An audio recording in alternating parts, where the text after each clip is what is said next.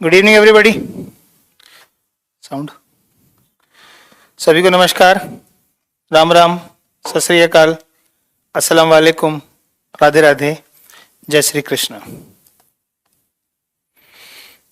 Comment ignore नहीं करते बेटा, स्टैटिस्टिक्स के अंदर इतने सारे डाटा पे काम करना होता है, इसलिए कई बार कमेंट्स जब तक हम पढ़ते हैं तब तक वो निकल जाते हैं, राइट। बहुत सारे बच्चे एक साथ कमेंट कर रहे होते हैं ना, हजारों बच्चे पढ़ते हैं दिलीप सर से, तो फ्रैक्शन ऑफ सेकंड में कमेंट्स मूव करते हैं। देखो अभी कई सारे बच्चे हैं।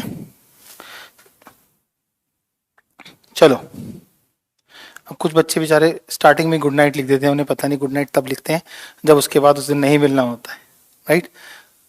एनी हाउ सर, 100 और 100 में क्या डिफरेंस है?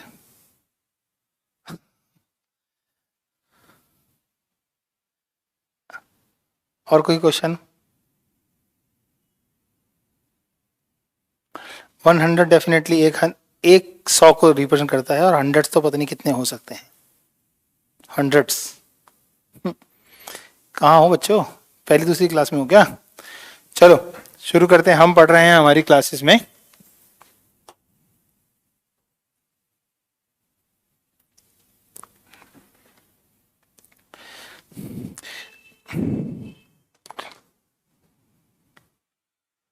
एल कैसे फाइंड करेंगे? एल बेसिकली बेटा जो आपका मॉड के अंदर मॉडल क्लास होती है, उसकी जो क्लास इंटरवल होती है, उसकी जो लोअर लिमिट होती है, उसे हम एल बोलते हैं। यस और नो? आइए बात करते हैं क्वेश्चन नंबर 6 और 7 की, उसके बाद फिर बात करेंगे हम मीडियन की। जितनी डिटेल में धीरे धीरे सीखोगे उतना ही अच्छा कंसेप्ट बनेगा। तो यहाँ 1 2 3 4 5 6 7 8 टर्म्स हमारे पास हैं। पहले की तरह से ही हमें यहाँ पे जरूरत पड़ेगी। आप लोग ये क्वेश्चन सॉल्व कराएंगे और मुझे बताएंगे किस मेथड से सॉल्व होना चाहिए। मीन मॉड तो वही फार्मूला रहेगा, मॉड में कोई दिक्कत नहीं है। We have to understand that mean by which formula we will. तो मैं यहां जब तक टेबल फॉर्म कर रहा हूं, आप लोग डिसाइड कीजिए देखकर कि आपको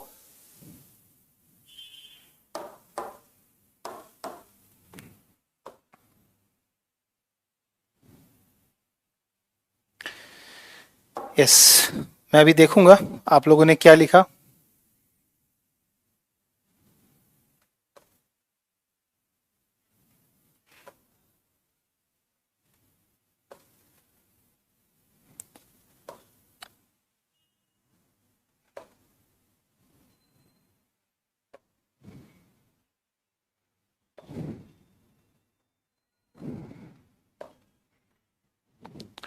one two three four five six seven eight.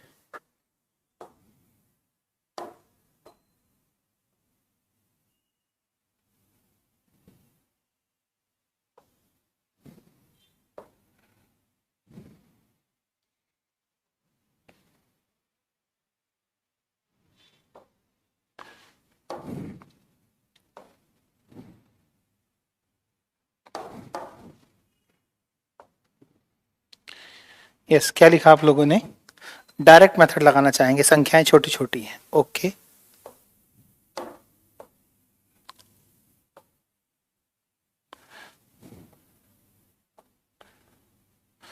तो डायरेक्ट मेथड तो बहुत आसान रहेगा आप लोगों के लिए, नंबर्स। लेकिन बेटा अगर इसमें भी अगर आप मीन लगा लोगे, एज्यूम मीन, तो और जल्दी हो जाएगा। क्वेश्चन में पूछा क्या है पहले तो ये देख लेते हैं भाई। एक विद्यार्थी ने एक सड़क के किसी स्थान से होकर जाती हुई कारों की संख्याएं नोट की और उन्हें नीचे दी हुई सारणी के रूप में व्यक्त किए। सारणी में दिए गए प्रत्येक प्रेक्षण 3 के अंतराल में उस स्थान से होकर जाने वाली कारों की संख्याओं से संबंधित है। ऐसे 100 अंतरालों पर प्रेक्षण किए गए। ओके, इन आंकड़ों का बहुलक ज्ञात करो। खामखा टेबल बना रहे हैं, इसमें तो हमें सिर्फ मॉड ही ज्ञात करना है, तो इसको छोड़ देते हैं हम। ज्यादा मेहनत नहीं करनी है। वेट,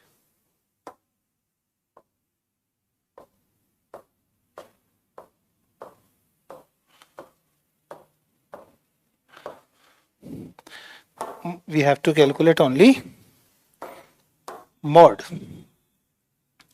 तो हम टेबल तो आपके पास है, इसी में से काम कर लेते हैं। तो हमें निकालना है z bar, that is equal to L plus F1 minus F0 upon twice of F1 minus F0 minus F2 into height. This is we have to do. Okay. तो चलिए हाईएस्ट टर्म कौन सी है हमारे पास? The highest term in this is 20.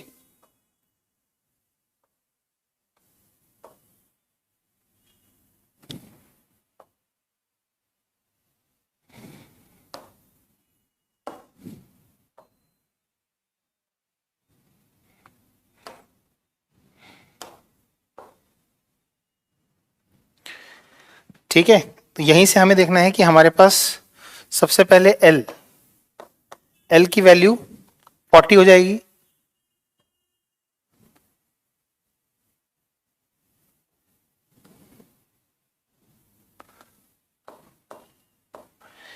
एक second, आनंद sir देखना है कौन बच्चा है डिस्टर्ब कर रहा है।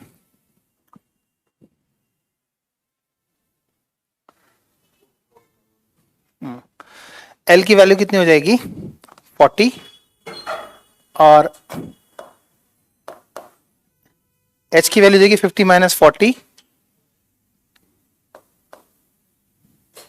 10। इसके बाद हमारे पास आता है F1 मतलब फ्रीक्वेंसी संबंधित, तो F1 की value highest term of the frequency that is 20, so this must be 20. F0, the value before this, just before this,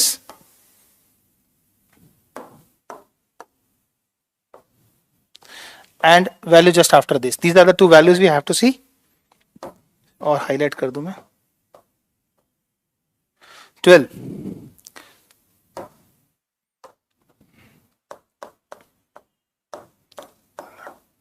and F2 11.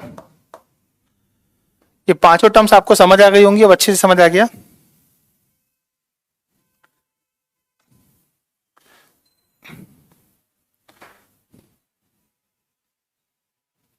करें तो हमारा मॉड बराबर हुआ L मीन्स 40 प्लस F1 हमारे पास है 20, F0 है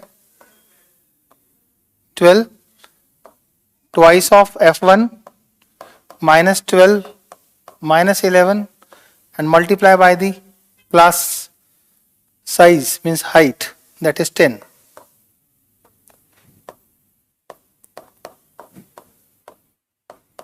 बीस में से 12 के 8 गुणा में 10, 40 में से 23 गया 17,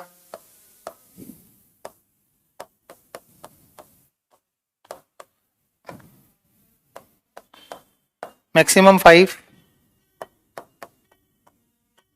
17 चौके 68, बच गया कितना 12, यानी कि 120, 17 पंजे 85, 17 छिका 102, 17 सत्ते 119। अगर 0.1 तक लेना है तो हमारा 7 तक जा सकता है, और करें तो 10, तो हम ले सकते हैं इसे z bar is equal to 44.7 approximately. So this will be your answer 44.7. So mod is now you can say in your blood. कभी भी सोचोगे तो तुम्हें याद आ जाएगा, और आगे भी कैलकुलेट करना चाहते तो कर सकते थे। तो इस क्वेश्चन के अंदर ज्यादा वर्क नहीं है, सिर्फ एक मॉड है। मीन के बारे में अगर मैं आपसे पूछूं कि इसके ऊपर आप कौन सा वाला मेथड यूज करते, डायरेक्ट मीन या एज्यूम मीन, तो आप कोई सा भी करते तो आप आराम से करते। I am first time watching your live. Thank you Anand. So Anand, अगर आप मेरी सारी जो वीडियोस हैं अराउंड 130-32 वीडियो हैं अब तक आपकी क्लास के लिए, अगर आप उन्हें कंटिन्यू देखते हैं तो अगर थोड़ा लेट भी स्टार्ट किया है तो भी कोई दिक्कत नहीं है, आपको बेनिफिट हो जाएगा। यस और no? Anyhow this is clear. थोड़ा सा मेरे ख्याल से कट रहा है, वो जेड बार लिखा हुआ है जिसका मतलब है मॉड, राइट, और जो वो 40 लिखा हुआ है दैट इज एल, राइट। मैं इसको थोड़ा सा क्लियर करके साफ साफ इधर कर दूं तो मेरे स्टूडेंट्स को प्रॉब्लम नहीं होनी चाहिए ना। सो L is equal to 40 है, right, and this is 20 I have written, that is मत छेड़ो से। क्लियर है? अगला क्वेश्चन और देख लेते हैं भाई, फिर आप कह सकते हो कि सर ने एक एक क्वेश्चन करवा रखा है। तो यहां पर भी हमारा क्लास इंटरवल कंटिन्यू है, तो that's not a big deal. हमें देखना क्या है, ये पूछ क्या रहा है। कह रहा है आंकड़ों के माध्यक, माध्य और बहुलक ज्ञात कीजिए और इनकी तुलना कीजिए। मतलब तीनों चीजें कैलकुलेट कीजिए, मॉड भी, मीडियन भी और मॉड, मीडियन और मीन, तीनों निकालना है। इस क्वेश्चन के अंदर हमारे को समझ आ जाता है कि अगर एग्जाम में मीन, मॉड, मीडियन के क्वेश्चन आए तो हम डेफिनेटली बहुत अच्छे से रिस्पॉन्स करने वाले हैं। सर ये क्वेश्चन फर्स्ट है, एक second, wait a minute, first कहां से आ गया? इसका मतलब है 6 क्वेश्चन तक था, 5वां क्वेश्चन हमने करवा दिया आपको। क्वेश्चन नंबर 5 नहीं किया है सॉल्व।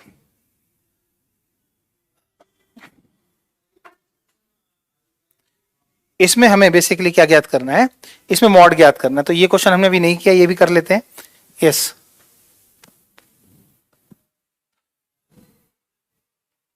एक सेकंड वेट करेंगे।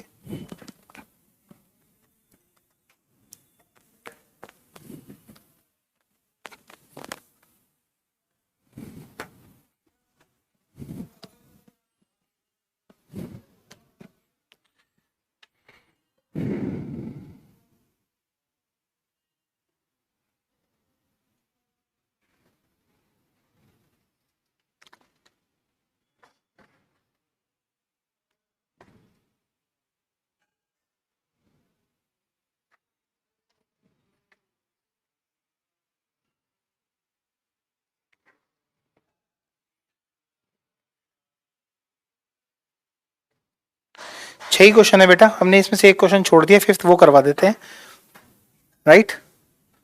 तो इसमें हमें पूछ क्या रहा है, दिया हुआ बंटन में निकालना क्या है, सिर्फ मॉड निकालना है। So let's find out the mod of this question 5। Mod is equal to limit plus f1 minus f0 upon twice of f1 minus f0 minus f2 into my height. Okay, so let's understand the value of L by the maximum. ये हमारे पास maximum है 18, तो यहीं से हमारी ये lower limit clear होगी, right. और यहीं इन दोनों के डिफरेंस से हमारी h क्लियर होगी। उसी से हम यहाँ कनेक्ट करेंगे हमारा f0 और f2। सो ये हमारा basic way to find out the answer. तो चलो इसको भी सॉल्व कर लेते हैं बच्चे। तो हमारे पास L की वैल्यू क्या होगी, सबसे पहले L हमारा फाइनल हुआ मॉडल क्लास। H की वैल्यू क्या डिसाइड होनी चाहिए, H must be the difference of this 5000 and 4000 is 1000। F1 की वैल्यू की अगर मैं बात करूं तो F1 is the maximum frequency, that is 18। If I'm talking about F0, that must be equal to 4, and then F2 should be 9. So here what we can say, the Z bar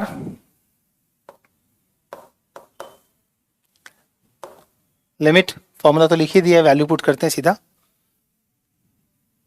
4000 and F1 that is equal to 18, F0 upon, here we can say the value twice of F1 means 18 minus 4 and minus 9 and multiply by 1000.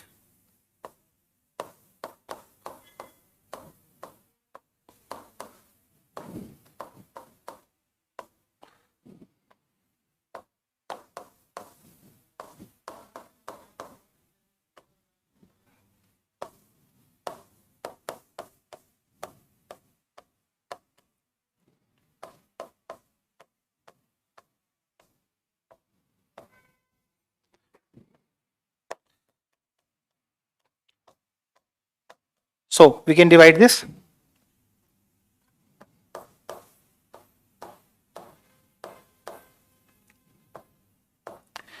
तेईस छिका 6 18, 6 दूनी 12 और 1 13, 2 0, yes next zero, 23 अट्ठे 8 तिया 24, 8 दूनी 16 और 2 18, तो 608 हमारे पास आएगा ही आएगा। पॉइंट में जाएंगे तो हमारे पास वैल्यू बचेगी 16, तो 23 पंजे 23 छिक्का 23 सत्ते नहीं जा सकता, अप्रोक्सीमेटली जाएगा पॉइंट, राइट 6 पे जाएगा। So this 23 6 is equal to 138, then this is 22, ये 6 पे गया। इसके बाद 23 निमा 0.9, तो ये आप बोल सकते हैं कि this your answer is equal to 4000 plus 608.7 approximately.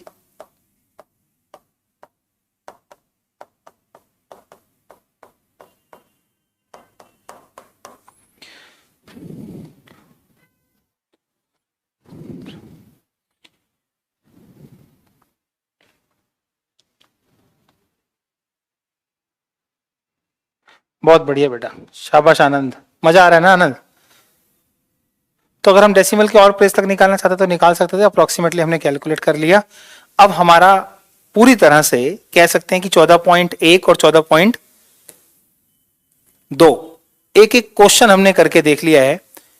यहां पर आकर आपको ये समझ आ गया होगा कि दिमाग में अब मीन का फॉर्मूला, डायरेक्ट मीन का फॉर्मूला, एज्यूम मीन का फॉर्मूला और साथ के साथ मैं कहूं कि स्टेप डेविएशन फॉर्मूला सब क्लियर, फॉर्मूला ऑफ मॉड भी क्लियर हो गया होगा। अब हम समझते हैं मीडियन की बात को। मीडियन क्या है? बेसिकली एक मिड पॉइंट निकालना होता है हमें। 9th क्लास में आपने पढ़ा होगा कि मीडियन निकालते समय बेसिक क्या था, right?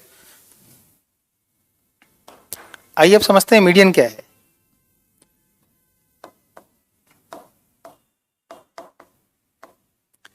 Means माध्यक।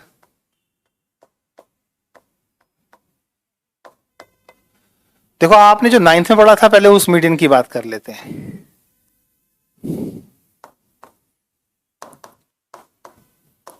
Find the median of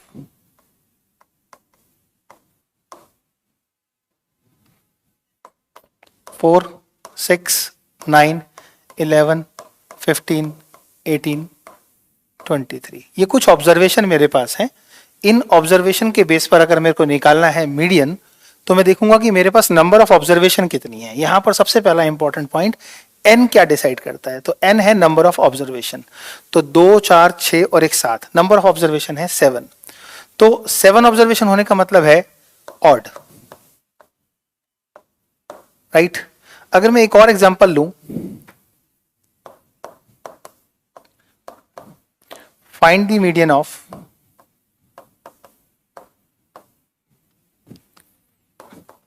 4, 6, 9, 11, 15, 18, 23 and 25।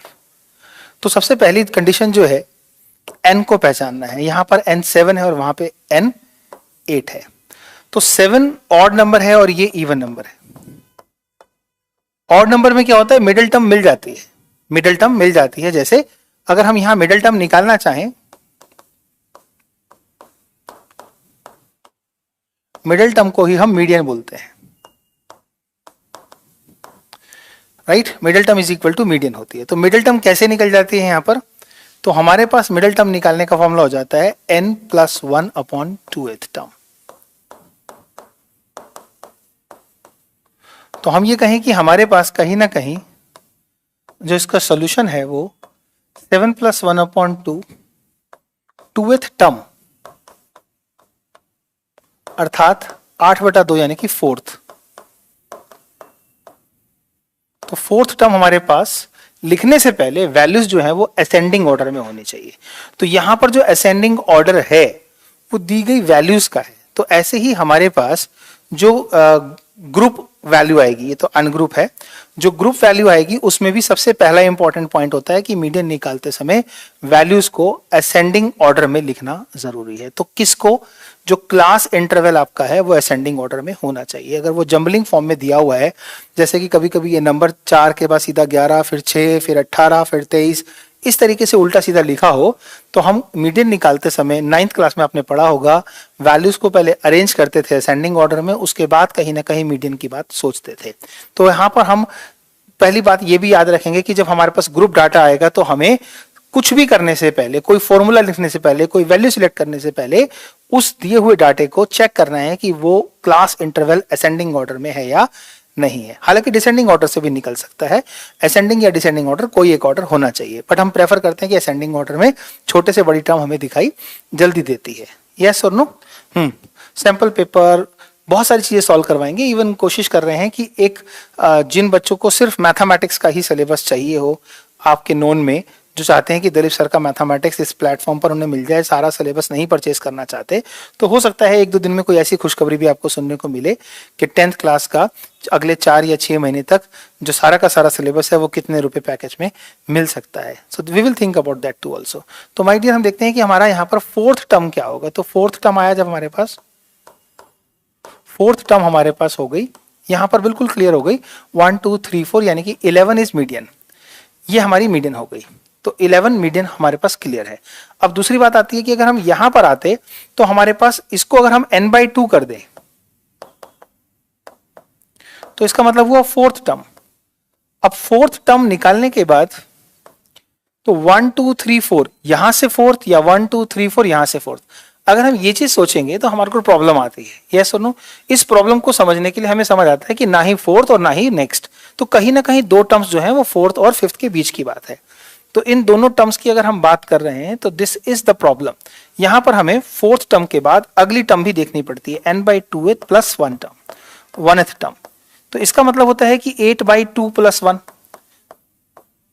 यही पढ़ के आए ना हम।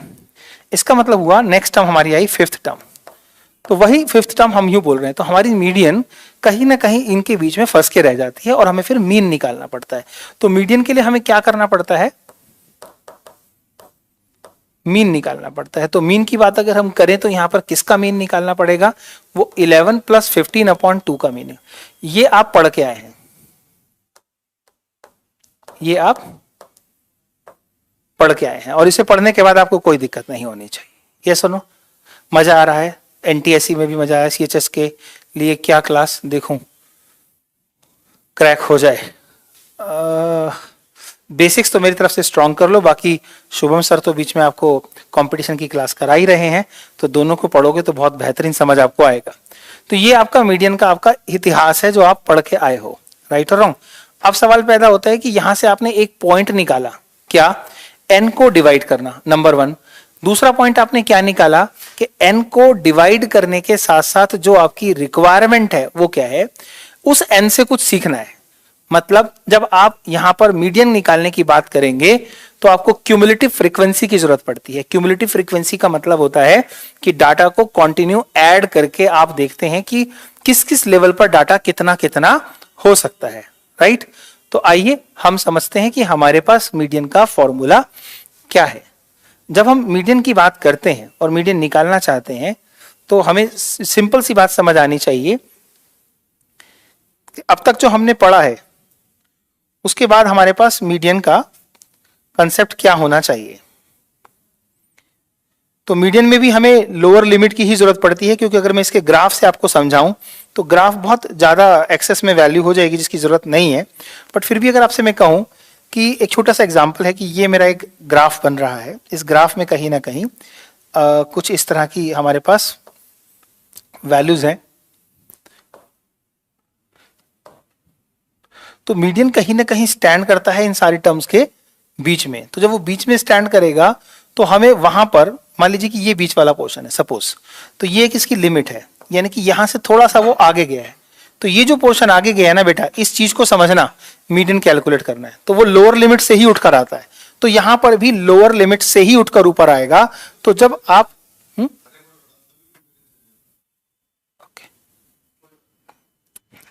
एक बार सर देखना ना, ये देखो, देखो सर, और देखो, इधर देखो। हाँ, नहीं आप हैंड राइटिंग देखो ना सर। हाँ चलो कम टू द पॉइंट बच्चे, बीच में इंग्लिश वाले सर आ गए थे, तंग कर रहे हैं। एनी हाउ, तो सब छेड़ते हैं मुझको, है ना। तो ये बात लॉजिक समझ आती है कि यहां पर भी लोअर लिमिट की जरूरत पड़ती है। यस और नो।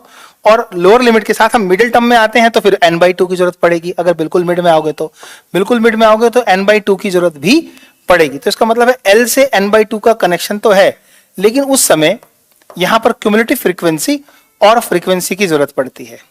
यस और नो।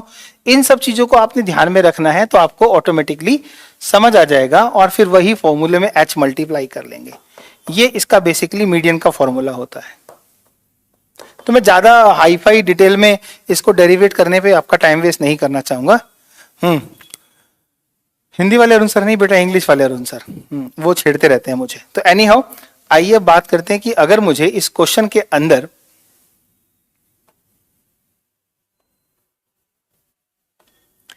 क्या कैलकुलेट करना है। माध्यक, माध्य, बहुलक। माध्यक मतलब median, I have to calculate the median of this माध्य एंड बहुलक। तो मैं पहले सवाल की बात कर लूं। सबसे पहले इस क्वेश्चन में क्या पूछा जा रहा है। सबसे पहले इस क्वेश्चन में हमसे पूछा जा रहा है कि भैया हमें बताइए कि इसमें मीडियन कैसे कैलकुलेट होगी, माध्यक कैसे कैलकुलेट होगा। The first important thing is बहुलक। तो सबसे पहले आप चेक करेंगे कि जो आपको डेटा दिया हुआ है वो अपने असेंडिंग ऑर्डर में क्लास इंटरवल को दिखा रहा है या नहीं। प्रतीक एक ही चीज 100 बार लिख रहे हो बेटा, ओसवाल सॉल्व करा दीजिएगा। ठीक है, एक बार सिलेबस कंप्लीट होने तो एक चैप्टर और रह गया है ना। कितना कंसंट्रेट करें आपकी ही एक ही सेंटेंस पर, ओसवाल सॉल्व करवा देना। प्लीज प्लीज पढ़ लीजिए अभी। तो इधर देखिए आप, तो यहां पर आपके पास ये क्लास इंटरवल स्टैंडर्ड ऑर्डर में है, पहली रिक्वायरमेंट। अब सवाल पैदा होता है कि ये जो क्वेश्चन है वो कितने लोगों पर बना हुआ है। यहां पर n की जो वैल्यू है वो 64 है। तो n की वैल्यू जब 64 है तो आपको ये समझ आना चाहिए कि इन सबका टोटल 64 होगा। आपको क्यूमुलेटिव फ्रीक्वेंसी में क्या करना होता है, जहां इसका टोटल 64 है वहीं उसे n मान लेना है, क्योंकि यही आपके पास n है, राइट। वो जो किताब में लिखा है ना अनुराधा, मॉड के साथ मीडियन का रिलेशन, आई एग्री, बट आपको मैं मीडियन का फॉर्मूला सिंपल तरीके से समझा रहा हूं आपको, राइट। फिर उसे खोलोगे तो फॉर्मूला बनाओगे। यहां पर बात करते हैं हमारे पास मीडियन के फॉर्मूले की। तो मीडियन का फॉर्मूला क्या हुआ,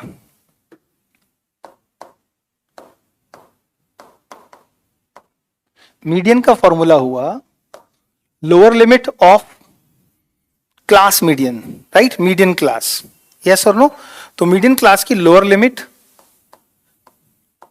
टोटल नंबर ऑफ ऑब्जर्वेशन जो हमारे को 68 दे रखी है n/2 माइनस में cumulative frequency upon frequency.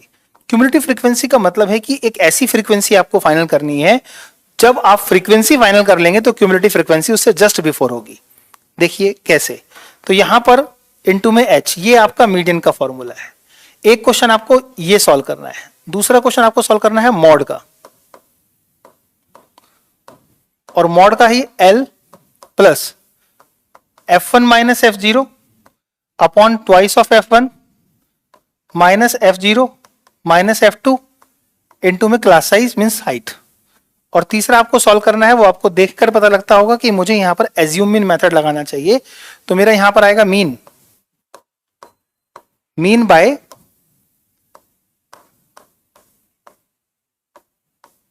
Assumed mean method.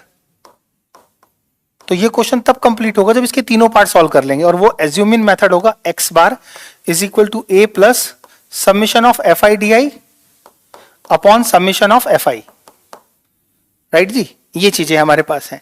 अब इन तीनों को आपने सॉल्व करने के लिए अभी क्या समझना है, अभी आपको सीखना है कि सर मुझे मीडियन के अंदर लोअर लिमिट तो समझ आ गई कि वो कहीं ना कहीं क्लास इंटरवल का लोअर वाला पार्ट होगा, लेकिन उसके लिए ये भी समझ आना चाहिए कि मुझे लोअर लिमिट के लिए जो मीडियन क्लास है, मीडियन क्लास कैसे फाइनल करते हैं। मीडियन क्लास को कैसे फाइंड आउट करते हैं, राइट। तो देखो मीडियन क्लास फाइंड आउट करने का तरीका क्या है। Median class means class interval, class interval final करना है आपने। तो क्लास इंटरवल फाइनल करोगे आप तो किस तरीके से होगा, देख रहे हैं। एनटीएससी वगैरह के बारे में अभी मत लिखो बेटे, क्वेश्चन पे काम करो। तो यहां क्लास इंटरवल कौन सा डिसाइड करना है, वही मीडियन क्लास कैसे डिसाइड होगी। सबसे पहले आप इसको डिसाइड करने के लिए क्या करेंगे, n को 2 से डिवाइड करेंगे। जैसे ही आप n को 2 से डिवाइड करेंगे तो आपके पास n की वैल्यू पता लगेगी 68 है। इसे 2 से डिवाइड करते ही 34 आया। अब 34 से जो भी ऊपर वैल्यू होगी नियरेस्ट टू 34 मोर देन 34, मतलब अब frequency which is more than और equal to 34, right, cumulative frequency में, right, frequency more than 34 from cumulative frequency. Cumulative frequency समझ नहीं आई बेटा, मैंने अभी क्यूमुलेटिव फ्रीक्वेंसी बनाई ही नहीं है, अभी तो मैं आपको बता रहा हूं कि जो हमारे पास यहां पर क्यूमुलेटिव फ्रीक्वेंसी और एफ है इसे कैसे डिसाइड करते हैं, राइट। अभी जब तक वो टेबल बनेगी नहीं तब तक आपको समझ भी नहीं आएगा। तो अभी तक आपने समझना है कि n/2 यानी कि 34 से ज्यादा, तो 34 से ज्यादा इनसे आइडिया नहीं लगाना, मैं यही बना रहा हूं क्यूमुलेटिव फ्रीक्वेंसी ताकि आपको समझा सकूं, राइट। मैं थोड़ी देर के लिए क्या करता हूं, इन टर्म्स को थोड़ा सा खिसका देता हूं, आपको यहीं के यहीं दिख जाएगा। ये मान लीजिए 4 है, ये 5 है, ये 13 है, ये 20 है, ये 24 है, ये 8 है, सॉरी 24 नहीं 14 है, ये 14 है, ये 8 है और ये 4 है। इसको थोड़ी देर के लिए हटा दिया मैंने। और क्यूमुलेटिव फ्रीक्वेंसी कैसे बनाते हैं, ये बना रहा हूं मैं क्यूमुलेटिव फ्रीक्वेंसी, राइट, और ये हमारी थी फ्रीक्वेंसी। क्लियर। 4 का एज इट इज 4 आ जाएगा, 4 और 5 9 हो जाएगा, 9 और 13 22 हो जाएगा, 22 और 20 42 हो जाएगा। तो देख रहे हो 34 से ज्यादा, 34 से ज्यादा, तो 34 से ज्यादा जब आप देखोगे तो 42 आ गया। तो यहां से आपको पता लगेगा कि आपको कौन सी फ्रीक्वेंसी यूज करनी है। तो इस 42 से आप फाइनल करेंगे क्यूमुलेटिव फ्रीक्वेंसी, जो कैसे कैलकुलेट करनी है, बस यही चीज समझनी है वरना गलत हो जाएगा, ध्यान से देखना, राइट जी। तो आपके पास ये है आपका 34 से ज्यादा वैल्यू। तो ठीक इसी समय आप यहां आए तो ये हो गई आपकी फ्रीक्वेंसी। तो फ्रीक्वेंसी की वैल्यू आपने डिसाइड करी कितनी, तो आपके पास एफ की वैल्यू आ गई 20। जब आप एफ डिसाइड करते हैं तभी आपकी मीडियन क्लास आ जाती है 1 2 3 4 1 2 3 4, यानी कि ये इसका एल। तो आपकी एल की वैल्यू हो गई दैट इज 125।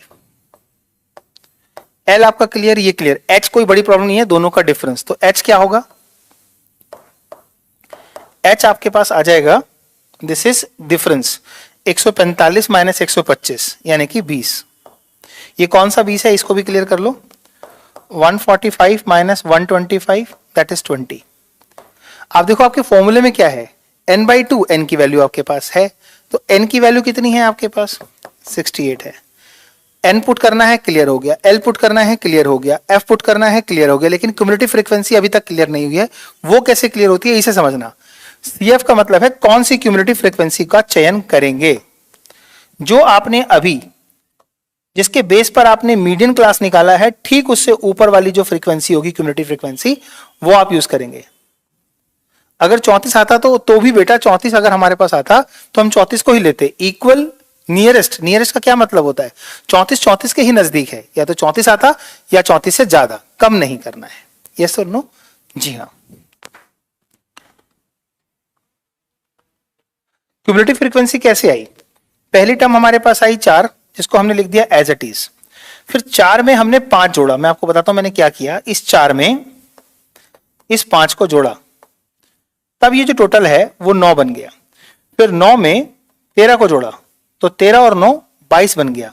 फिर क्या किया, 22 में 20 को जोड़ा, फिर वो 42 बन गया। आगे जाके क्या होगा, 42 में 14 को जोड़ेंगे। हालांकि टेबल कंप्लीट करने के बाद भी आपका आंसर वही आएगा जो मीडियन के लिए आना चाहिए, लेकिन हमें टेबल पूरी कंप्लीट करनी चाहिए। इससे क्या पता लगता है कि अगर ये 68 यहां पे टोटल आ रहा है तो एक स्टेप पहले ही 68 यहां टोटल आ जाना चाहिए क्रॉस टैली के लिए। इस बात की नॉलेज क्यों जरूरी है, अगला एक क्वेश्चन है जहां पर थर्ड क्वेश्चन है, जो आज की तो नहीं अगली क्लास में मैं आपको पढ़ाऊंगा तो आपको बताऊंगा, पता लगेगा कि क्यूमुलेटिव फ्रीक्वेंसी ही गिवन है। यस और नो। तो हमने बच्चे एफ क्लियर कर लिया, एल कर लिया, एन कर लिया, एच कर लिया, तो क्यूमुलेटिव फ्रीक्वेंसी की वैल्यू यानी कि सीएफ की वैल्यू भी हमने क्लियर कर ली, और सीएफ हमारे पास हो गया कितना, दैट इज 22। अब क्या है, अब कहानी में सिर्फ एक चीज है, what is that, that is the space required to complete the question. तो हम इसे फटाफट समझ लेते हैं कि हमने सारा का सारा समझ लिया था, इसकी जरूरत हमारी खत्म हो गई है, तो हम इसे हटा देते हैं। एंड फाइनली हम देखते हैं कि हमारा, क्योंकि देखो ये दो पार्ट में आपको सिखा चुका हूं, उस टेबल के अंदर से ये दोनों चीजें आपने दो एक्सरसाइज में इतने बढ़िया से की है कि अगर मैं इस क्वेश्चन में दो पार्ट आपको दे दूं तो आपको कि सर हम कर लेंगे। तो ये वाला पार्ट आपके लिए नया है मीडियन, तो इसकी बात अगर मैं आपसे कर रहा हूं तो इसलिए कर रहा हूं क्योंकि ये आपके लिए नया है। तो आइए समझते हैं कि इससे आगे क्या होगा, that is median is equal to what, L plus bracket में n by 2 minus cumulative frequency upon frequency into में क्लास साइज। l की वैल्यू आपके पास आ चुकी है, अब सब आराम से देख लो। l की वैल्यू कितनी आई आपके पास 125, h की वैल्यू कितनी आई 20, n की वैल्यू कितनी है 68, क्यूमुलेटिव फ्रीक्वेंसी और फ्रीक्वेंसी कितनी है आपके पास 20 और क्यूमुलेटिव फ्रीक्वेंसी कितनी है आपके पास 22। बस put and get the answer. तो मीडियन आएगा हमारे पास L is 125, n by 2, n की वैल्यू 68 अपॉन 2, ये तो हमारा पहले ही आ चुका है 34, माइनस 22 अपॉन f यानी कि फ्रीक्वेंसी 20 इनटू 20। इसको कैंसिल करें तो ये आएगा 34, तो this is 125 plus 34 minus 22 upon 20 into 20, this is cancelled. बचा क्या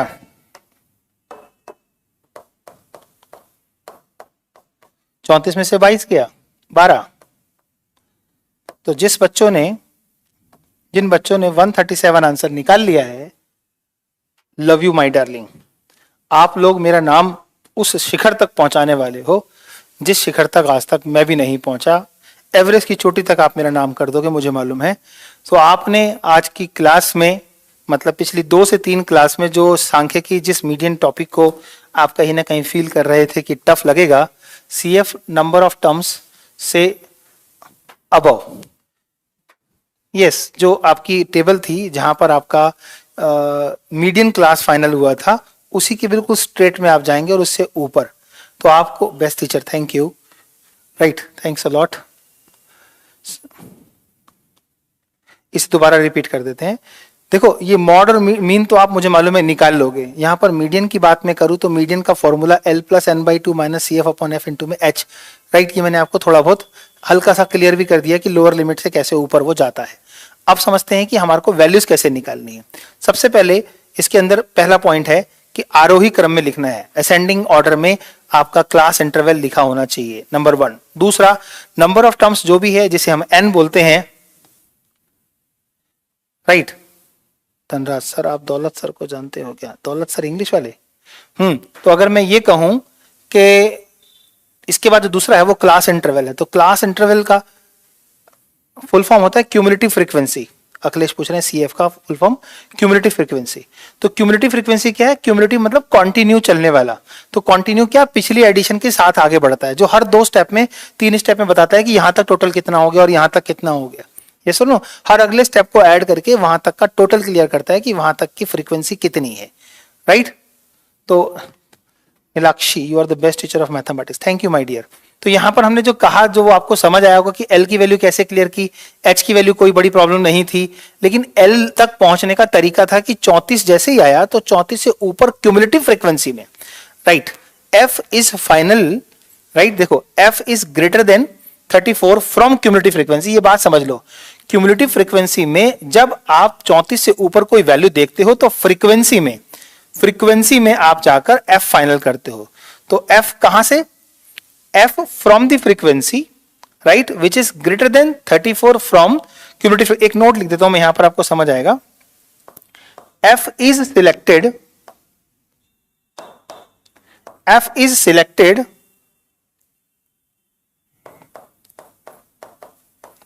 from the frequency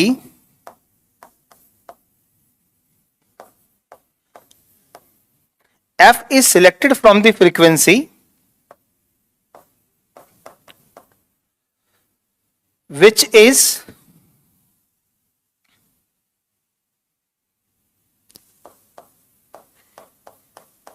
checked on the basis of